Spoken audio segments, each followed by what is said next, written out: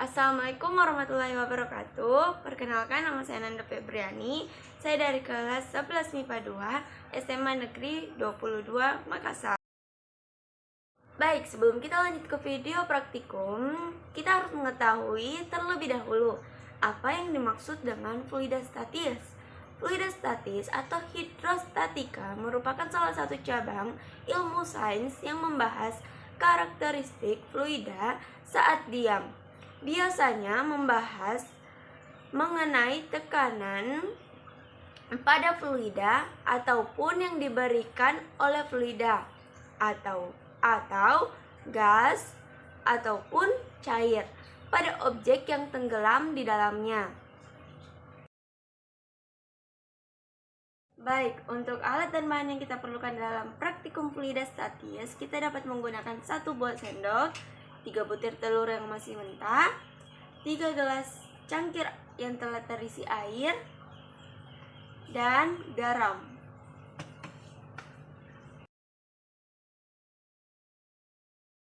Di sini kita akan melakukan percobaan yang pertama. Yang pertama, siapkan air, 1 butir telur. Kita akan memasukkan telur ini ke dalam gelas ini. Dan kita lihat apa yang terjadi.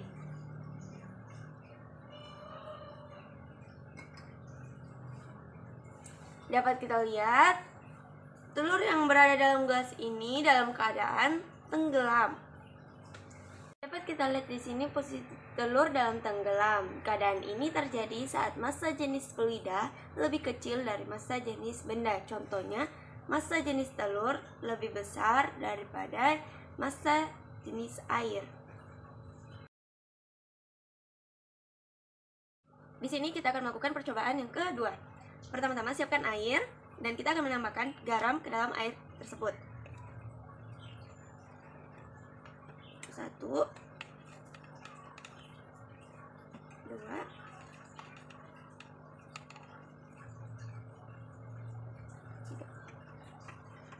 Kemudian kita aduk sampai rata atau sampai garam tersebut larut ke dalam air.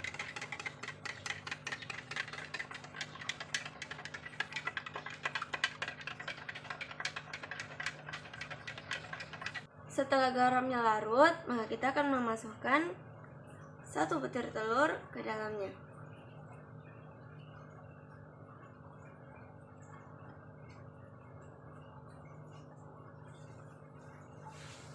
Dapat kita lihat keadaan telur dalam kondisi terapung.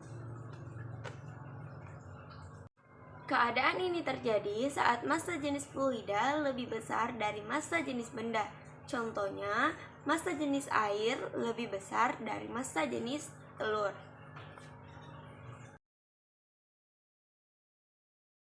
Sekarang kita masuk ke percobaan yang ketiga. Di sini kita akan memasukkan 1 butir telur lagi ke dalam air biasa. Lalu saya akan menambahkan air ke dalamnya. Kemudian kita aduk secara perlahan, jangan sampai telur tersebut pecah.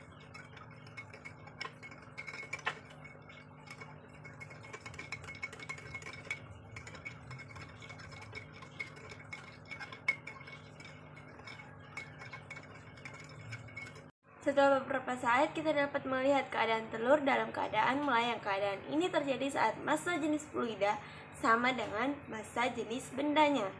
Contohnya, telur yang dimasukkan ke dalam air yang ditambahkan sedikit garam akan melayang karena massa jenis keduanya sama. Kesimpulan yang dapat kita ambil dari praktikum kali ini yaitu benda tenggelam karena massa jenis telur lebih besar daripada massa jenis air. Dan benda melayang karena massa jenis telur sama dengan massa jenis air. Dan benda terapung karena massa jenis telur lebih kecil dari massa jenis air.